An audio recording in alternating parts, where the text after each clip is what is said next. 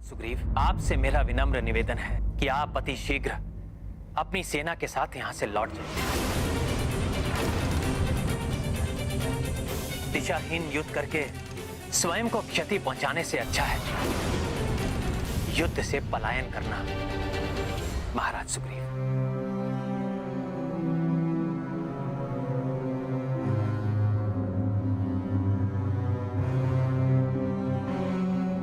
प्रभु, मैं संपूर्ण वानर सेना की ओर से आपसे क्षमा मांगता हूं।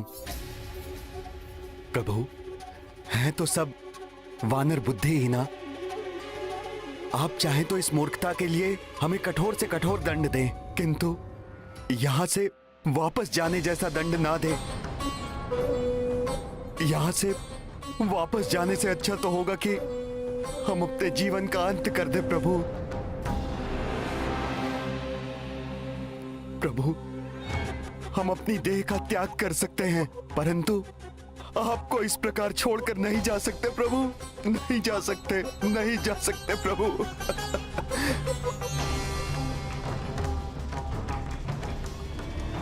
प्रभु, वानर स्वभाव चंचल होता है, इसलिए भूल हो गई इनसे।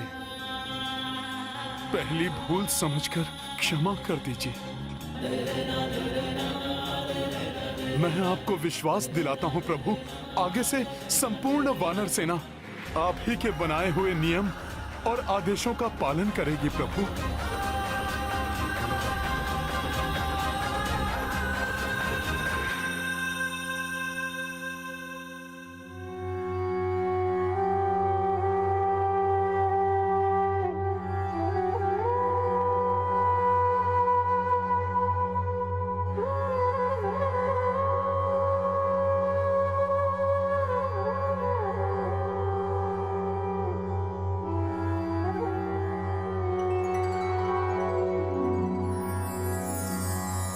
हे राम, आप दया के हैं सागर, हम मूढ़ बुद्धि सब भालो वानर।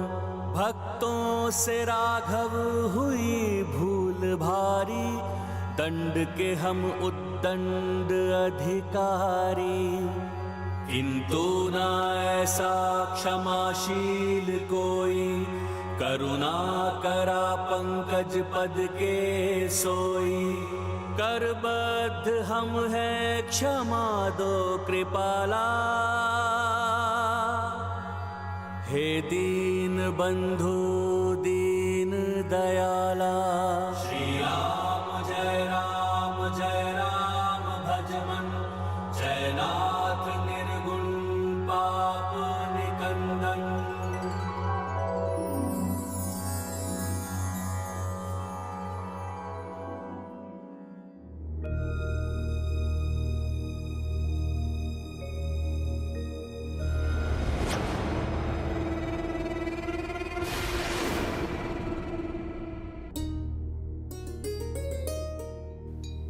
उठिए मित्र सुग्रीव।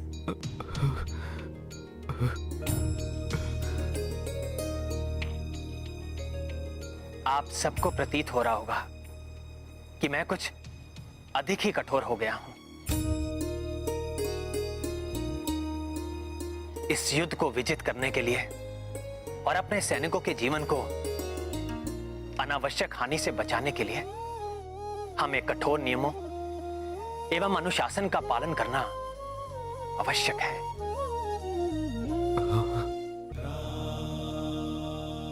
हाँ हाँ प्रभु, हम आपके द्वारा निर्धारित नियमों का कठोरता से पालन करेंगे प्रभु। हाँ, हम पालन करेंगे प्रभु।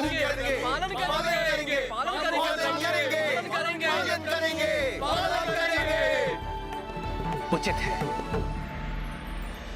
तो अब हमें कल होने वाले युद्ध के लिए नियम एवं रणनीति का निर्धारण कर लेना चाहिए। श्री रामचंद्र की जय, श्री रामचंद्र की जय, जय श्री राम, जय श्री राम। विभीषण जी, आप तो रावण के बारे में सब जानते हैं, आप ही बताइए सर्वप्रथम वो क्या करेगा, कौन होगा उसका प्रथम लक्ष्य?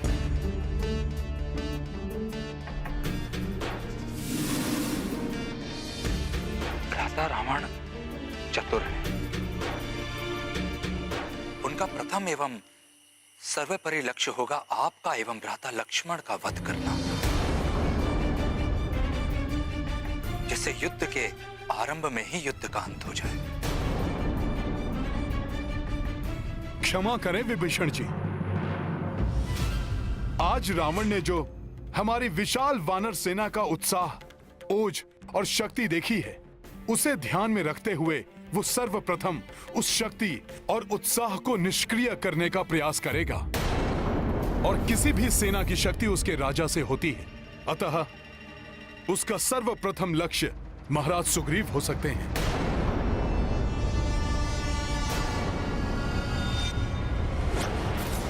सुग्रीव ही होगा हमारा प्रथम लक्ष्य। उसके अंत के साथ ही उसकी विशाल सेना का भी अंत, और उसके पश्चात वो वनवासी नर अपने घुटनों पर चलता हुआ आएगा हमारी शरण में।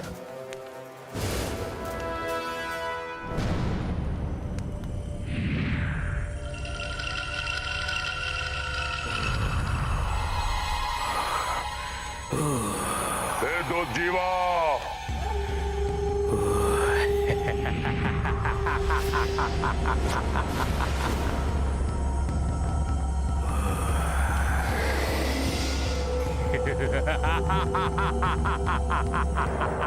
ये है संपूर्ण वानर सेना।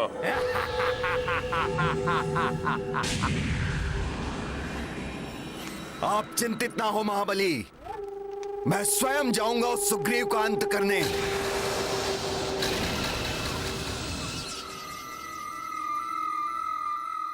हनुमान का अनुमान सत्य है। महाराज सुग्रीव की सुरक्षा हमारे लिए सर्वोपरि है। अतः महाराज सुग्रीव सदा सेना के मध्य में ही स्थित रहेंगे और उनके निकट हमारे महाबली योद्धा विभिन्न सुरक्षा पंक्तियां बनाकर इन्हें चारों ओर से घेरे रहेंगे। नहीं प्रास्त, तुम नहीं, हमारे रक्ष योद्धाओं में अनेक तरुण योद्धा है, जिनमें से एक है महाविनाशक योद्धा अग्नि केतु, जो क्षण भर में अपने रसायन से जलाकर किसी को भी भस्म कर सकता है।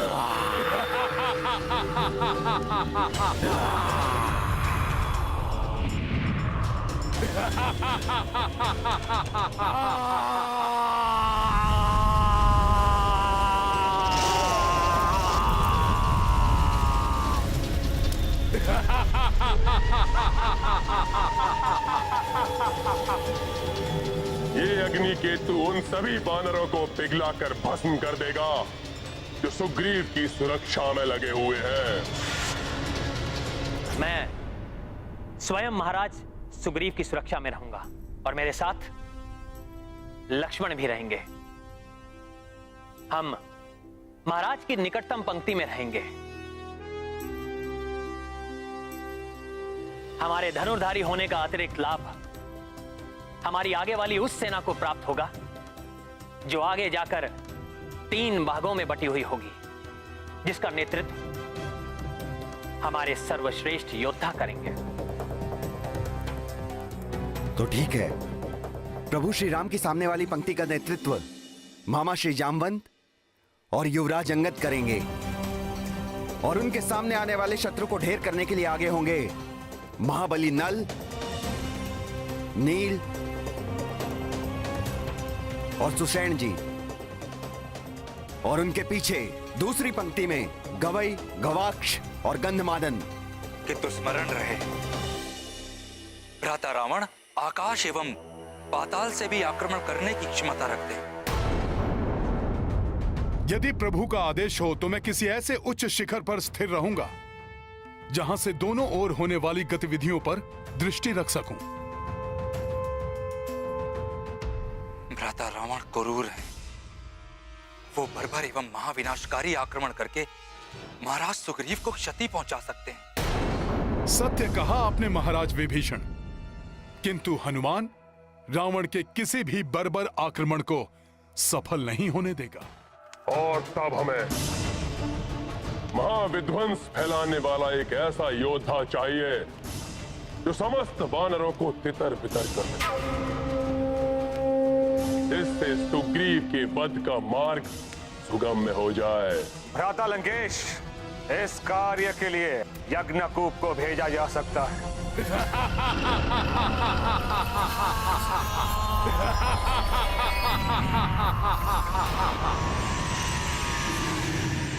यज्ञकूप के भीषण चिंगाड़ की उठने वाली तरंगे इतनी घातक हैं कि निकट में खड़े हुए बड़े से बड़े योद्धा के कण फट जाते हैं।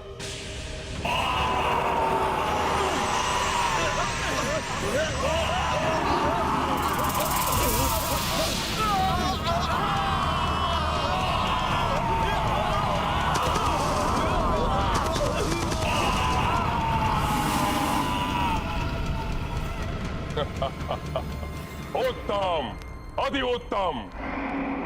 यज्ञकूप को उचित समय पर हम आक्रमण के लिए भेजेंगे, जिससे कि समुचित रूप से ध्वंस हो सके इन वानरों का। अब प्रश्न यह उठता है कि कल होने वाले युद्ध का नेतृत्व इस महाबली योद्धा को सौंपा जाए। वैसे तो सेना के नेतृत्व के लिए भ्राता कुंभकर्ण ही भ्राता रावण का प्रथम चुनाव हो सकते थे, क्योंकि वो महाशक्तिशाली महाविनाशकारी शक्तियों से संपन्न है। किंतु वो इस समय निंद्रामग्न होंगे। किंतु विभीषण जी, मेरे विचार से रावण किसी पर विश्वास ना करके स्वयं युद्ध करने के लिए आगे आ सकता है। नहीं, जब तक अति आवश्यक नहीं होगा, रावण स्वयं को संकट में नहीं डालेगा। वो अपने ही समान किसी शक्तिशाली महाबली योद्धा का चुनाव करेगा। मेघनाद पर उसे पूर्ण भरोसा है। वो कल युद्ध के लिए उसे ही नेतृत्व के लिए भेजेगा।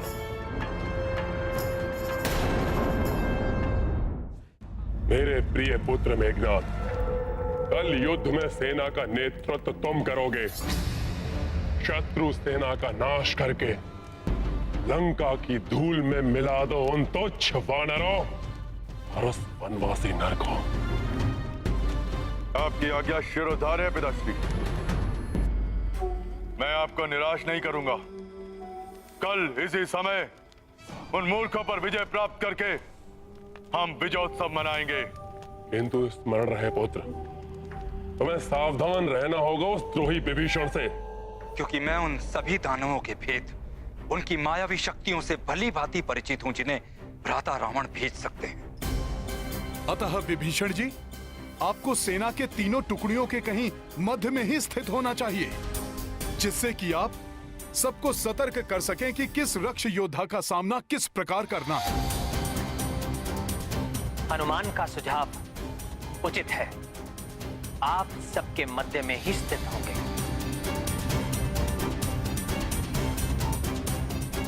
सत्य है पिताश्री। मैं अपने साथ महाबली महामायावी योद्धा आक्रांता को ले जाऊंगा। काका श्री विभीषण को भी इस विषय में कुछ ज्ञात नहीं। मुझे भी कुछ ज्ञात नहीं है आक्रांता के बारे में युवराज। क्योंकि वो पाताल लोक में भी गुप्त रूप से ही निवास करता है। वो एक महाविनाशक राक्षस है।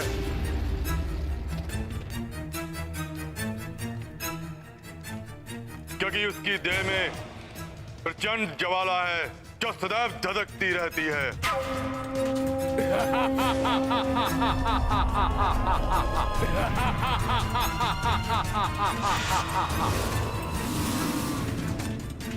वह अपनी इच्छानुसार अपनी देह से कहीं भी संहारकारी विस्फोट करने की शक्ति रखता है।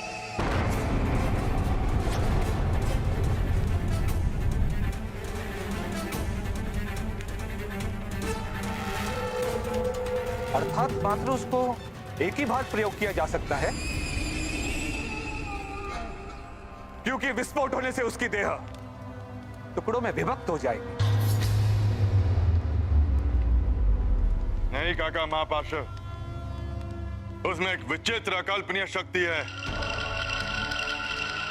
इसके देह के टुकड़े होने के बाद स्वतः ही पुनः स्थापित हो जाते हैं। उसकी देह के टुकड़े स्वतः ही जुड़ जाते हैं और वह पुनः अपनी पूर्व स्थिति में आ जाता है।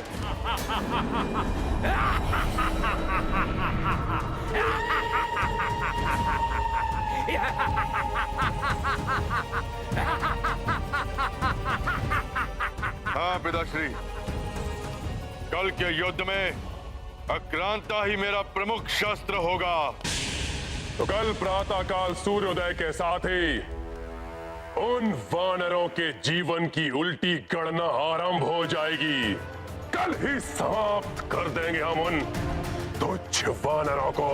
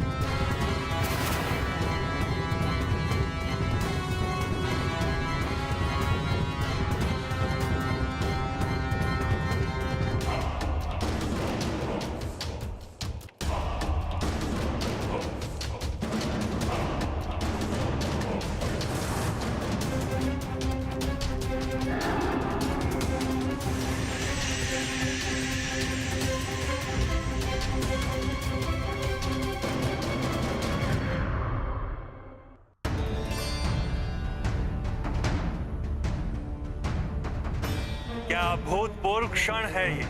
एक और धर्म है तो दूसरी ओर अधर्म, एक और मर्यादा है तो दूसरी ओर अहंकार, एक और विशुद्ध भक्ति है तो दूसरी ओर आसुरी शक्ति। इनके मध्य होने वाले भीषण महासंग्राम का साक्षी कौन नहीं बनना चाहे।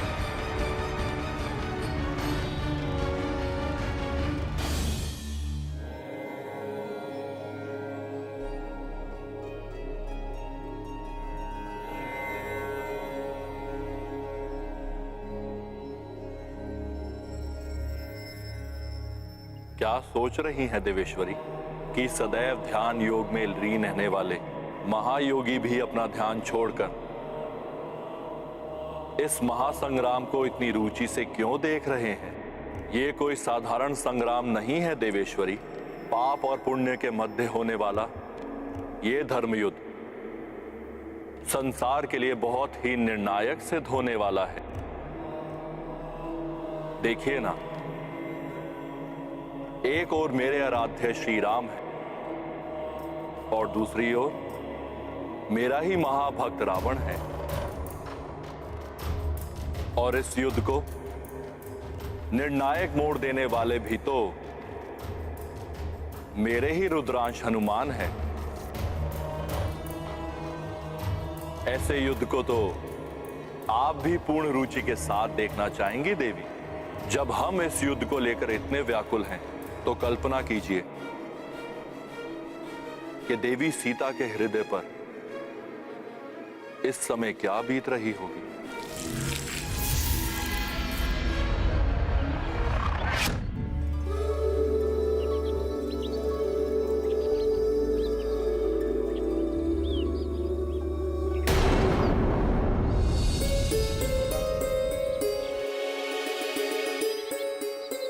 मेरा मन भी उद्विग्न है अमला।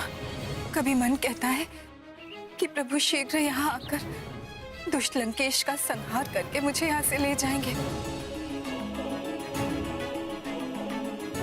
कभी मन आशंका से भर उठता है कि कहीं कोई अनिष्ट न हो जाए। इस युद्ध का एक एक पल मुझे व्याकुल कर रहा है अल्लाह।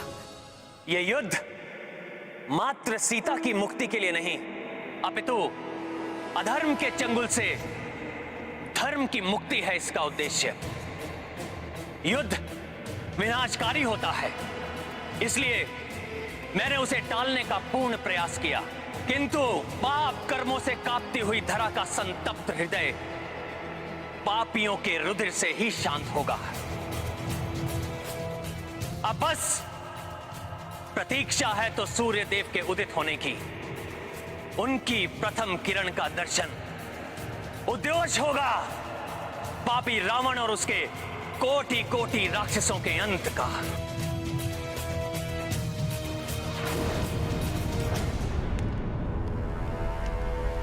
आज के सूर्य से उदित होने वाली प्रथम किरण कहीं मेरे हृदय को अंधकार से न भर दे।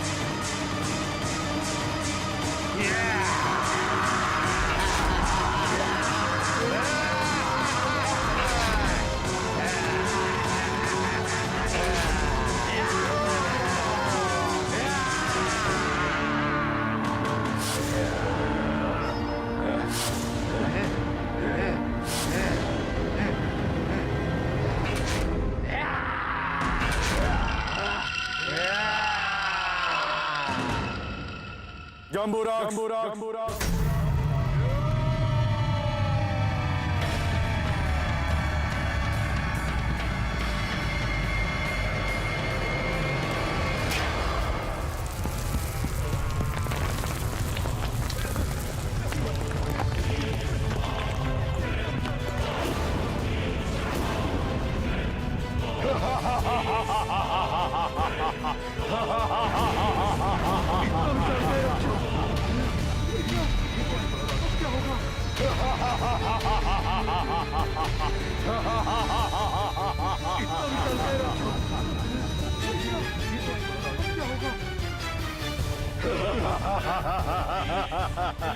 जम्बूराक्ष जाओ और इन मूर्ख वानरों को दिखा दो अपनी राक्षसी शक्ति।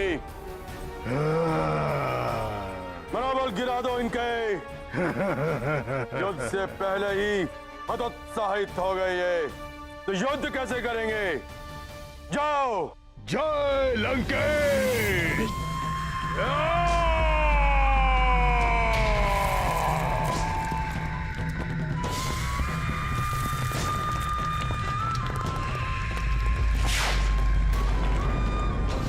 ये तो महाभयानक दानव प्रतीत हो रहा है।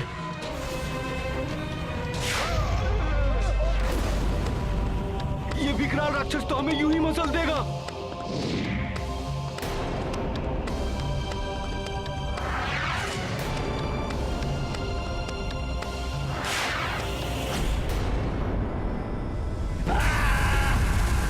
अद्भुत जम्बूराक्ष, सारी वानर सेना तुम्हारे भय से थर थरा उठी है। क्या युद्ध लड़ेंगे ये?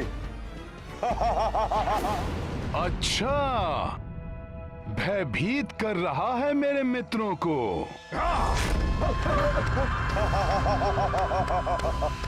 जम्बूराक्ष, अंत कर दो इन सब वानरों का। बहुत साहसी समझते हो ना तुम सब अपने आप को। अब देखो कैसे एक ही वार में मिटाता हूं तुम सबको। जय श्री राम।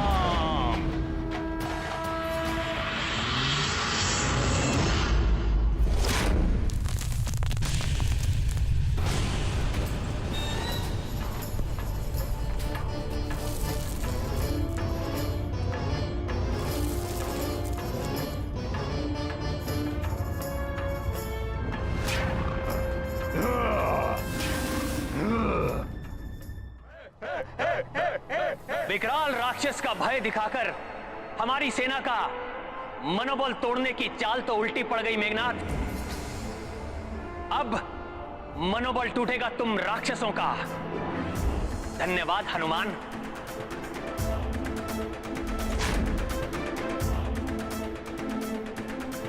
देखो वीरों, ये है प्रभु श्री राम नाम की अद्भुत शक्ति। जय श्री राम। जय श्री राम। जय श्री राम। जय श्री राम। जय श्री राम। जय श्री राम। जय श्री राम। आक्रमण!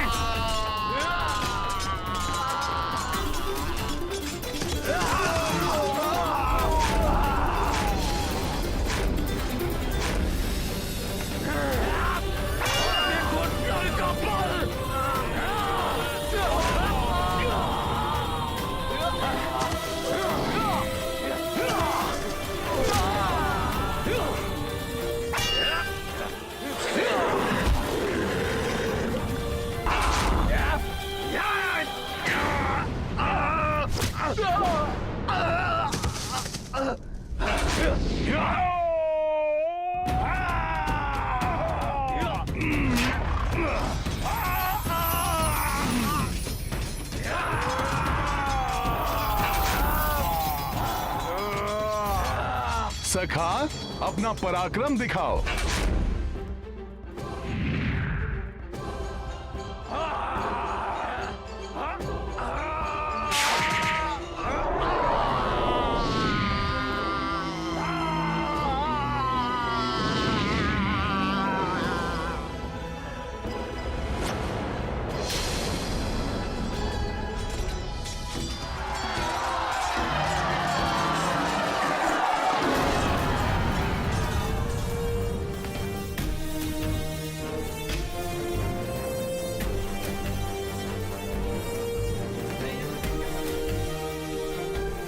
मित्रों, हमारी पहली पंक्ति ने ही रोक दिया इन राक्षसों को। हाँ गवई, हम इन्हें यहीं से रहकर वार करेंगे।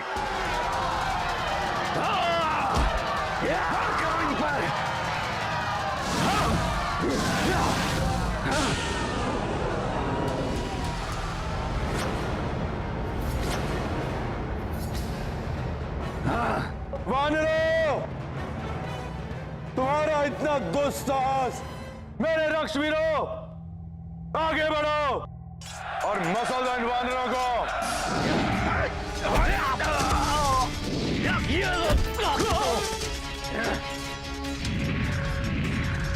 ये लो राक्षसों, तुम्हारे वार का तुम ही पर प्रहार।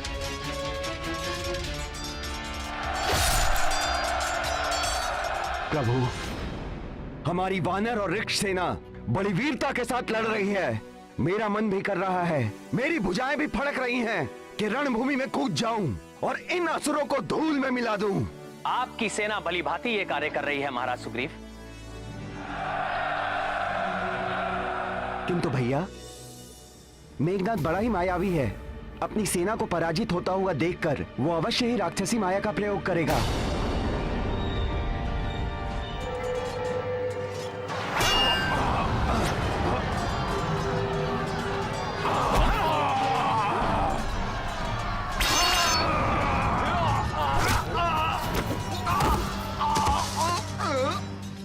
मेरे मायावी योद्धाओं, अपनी आसुरी शक्ति का प्रयोग करके अंत कर दो इन वानरों का।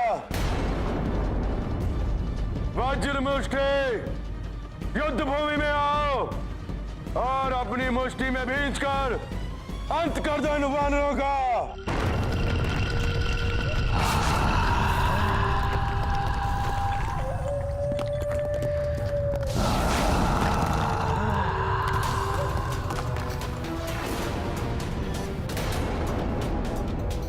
ये तो अति विशालकाय दानव है।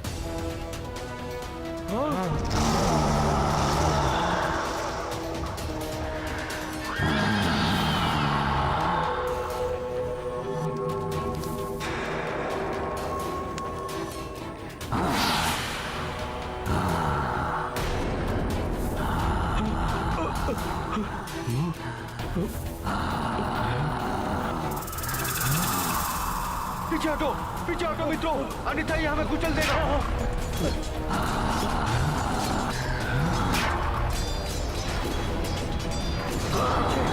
संभल कर। हाँ, पीछे हटो।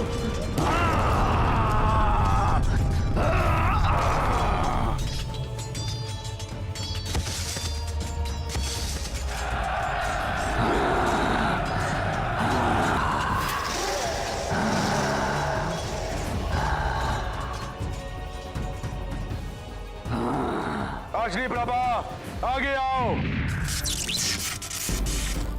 और अपनी विद्युत प्रभा से दिग्भ्रमित करके इन वानरों का सारा उत्साह समाप्त कर दो।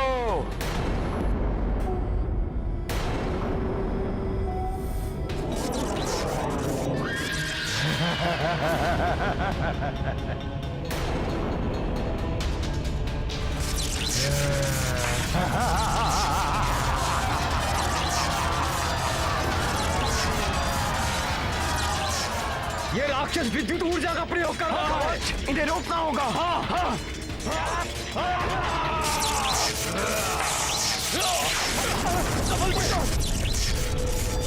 प्रतापन,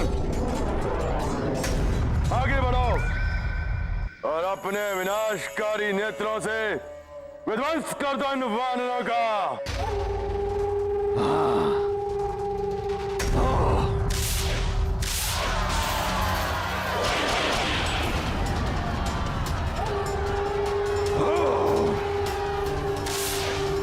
अपन के नेत्रों का वार करे शत्रुओं का संहार।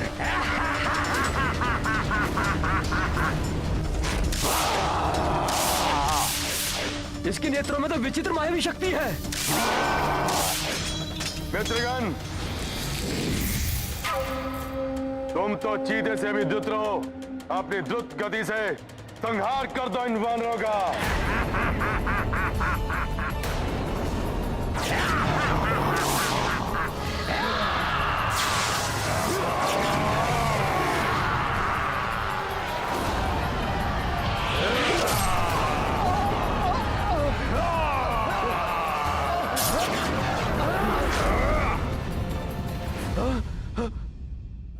माया मायावी प्रकृसा, अपने तीरों से त्वरित प्रहारों से संहार कर दो इस वानर सेना का।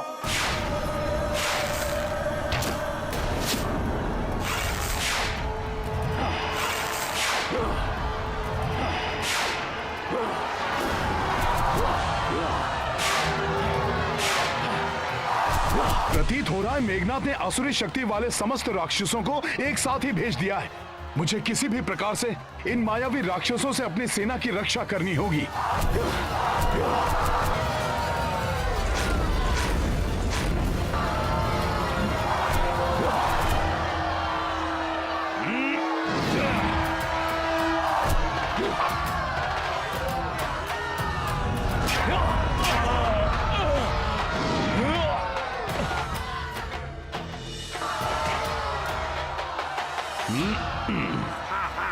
मूर्ख वानर, तुम्हारे वार से तो मेरा कोई अहित नहीं हुआ। अब संभालो मेरा वार।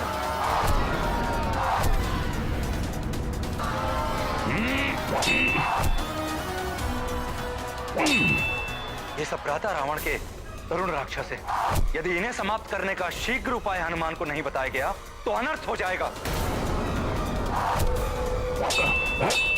तो आइए, हम भी उनकी सहायता करते हैं। नहीं युवराज अंगद, जब मेघनाथ ने हमारी सेना को तितर बितर करने के लिए ऐसे राक्षसों को भेजा है तो तनिक सोचिए, प्रभु श्री राम और महाराज सुग्रीव पर आक्रमण करने के लिए वो कैसे कैसे मायावी राक्षसों को भेज सकता है। प्रभु श्री राम के निर्देशानुसार हमें इसी स्थान पर स्थित रहना होगा। ये भ्राता रावण के छोटे राक्षस है। मेघनाथ के पास इससे भी भयानक राक्षस है जिन्हें वह उचित अवसर देखकर भेजेगा। अंगद, आप यहीं रुकिए, मैं उनकी सहायता के लिए आगे जाता हूं।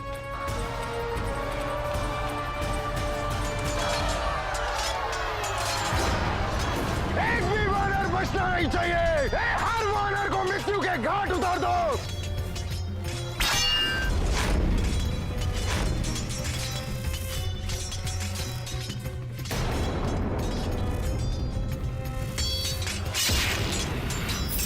राधा मेघनाथ, द्रोही निकल आया है सुरक्षा घेरे से। भाद्रघाती काका विभीषण वानरों की सहायता करने के लिए आगे बढ़ रहे हैं। इसी अवसर की तो प्रतीक्षा थी मुझे। इस द्रोही को समाप्त करने का पूर्ण कार्य आप मुझे करने दीजिए भ्राता। आप सेना को निर्देश देने के लिए यहीं स्थित रहिए।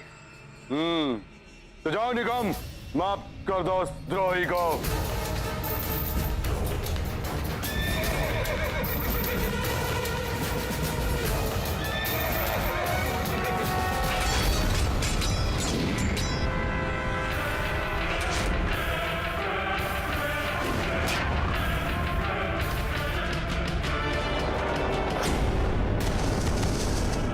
ये राक्षस तो महाराज विभीषण की ओर बढ़ रहा है। अभी देखता हूं।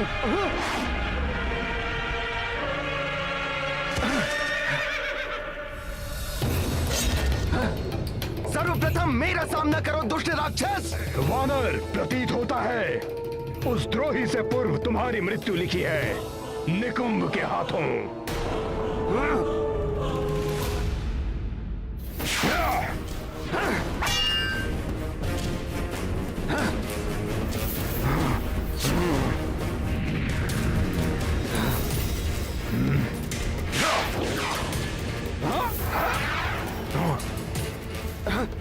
देखता हूं तुम्हारी गदा कब तक तुम्हारी ढाल बनी रहती है।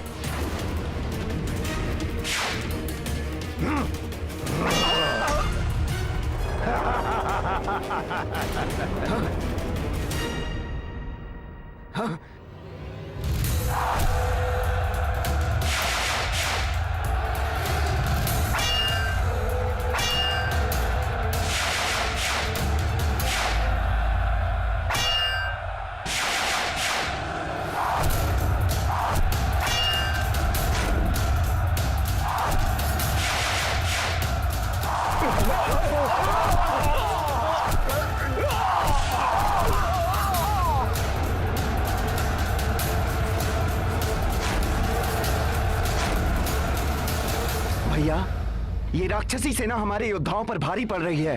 हमें उनकी सहायता के लिए जाना चाहिए। कुछ नहीं होगा भ्राता लक्ष्मण।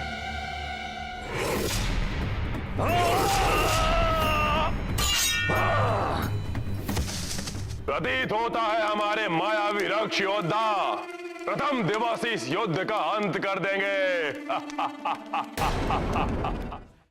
यही अवसर है। मेरे रक्ष योद्धाओं ने वानर सेना के प्रमुख नायकों को उलझा रखा है। तुम और विरूपा मायावी आक्रांता को रक्षित करते हुए छद्म रूप धरकर उस वनवासी और सुग्रीव के समीप पहुंच जाओ। आक्रांता, तुम्हें ज्ञात है ना तुम्हें क्या करना है? हाँ युवराज, आप जैसा चाहते हैं वैसा ही होगा।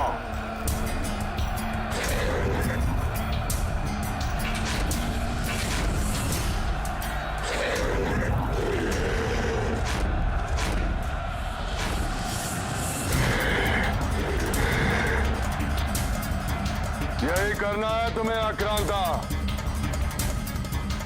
और विस्फोट होते ही सबका अंत हो जाएगा और युद्ध भी आज ही समाप्त होगा।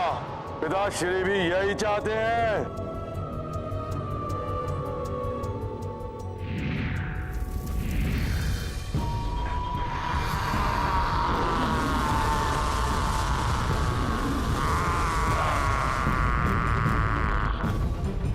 हाँ युवराज, जैसा आप चाहते हैं वैसा ही होगा। अब देखता हूं कौन बचाता है इस वनवासी और इसकी वानर सेना को मेरे मायावी राक्षसों से।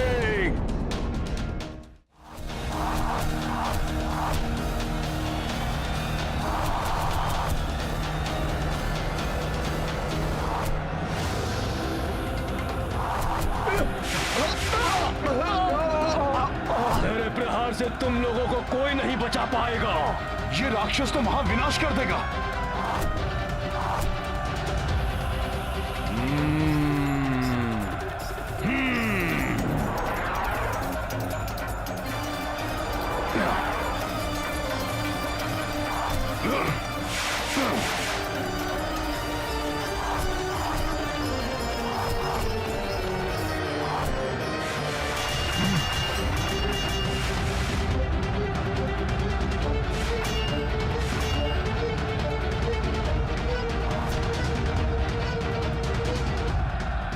हनुमान, इस मायावी प्रागस का अंत मात्र इसके चलाए हुए तीरों से हो सकता है।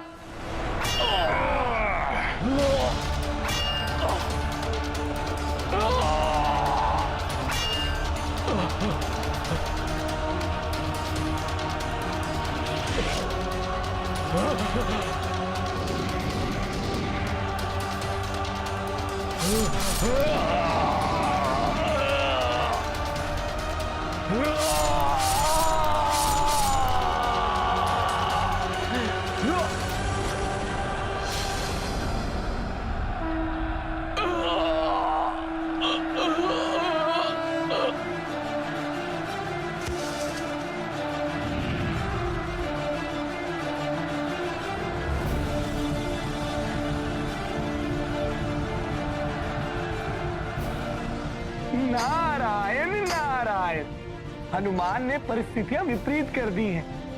अब शीघ्र ही इन राक्षसों का अंत हो जाएगा।